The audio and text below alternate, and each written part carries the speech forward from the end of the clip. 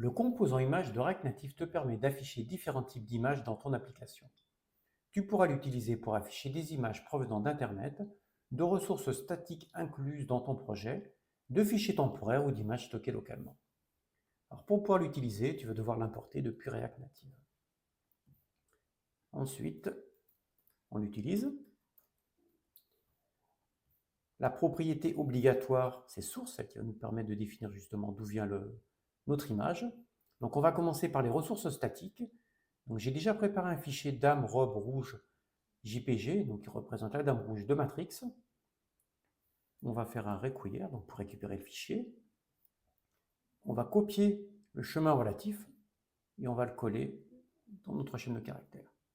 Voilà, on a bien notre image qui est affichée. Alors pour pouvoir lui définir vraiment la dimension qu'on veut, il va falloir qu'on utilise donc un objet JavaScript avec une largeur et une hauteur. Donc on va récupérer notre style.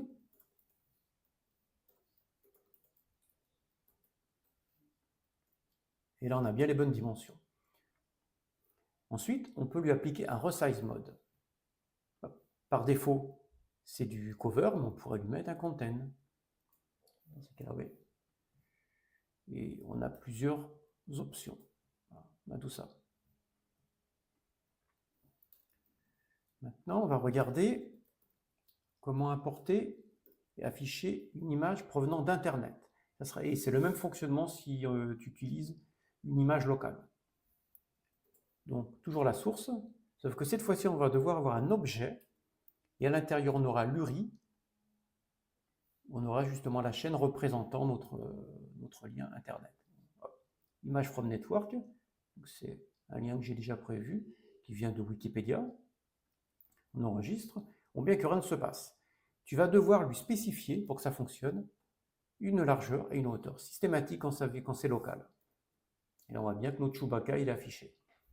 Alors, on a plusieurs manières d'afficher notre image et de spécifier donc des tailles, soit dans l'objet, soit dans notre image directement, avec View, ici.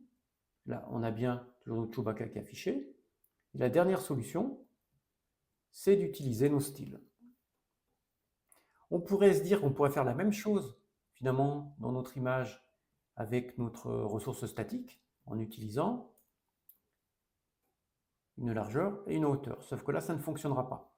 Quand vous avez des ressources statiques, vous êtes obligé d'utiliser les styles.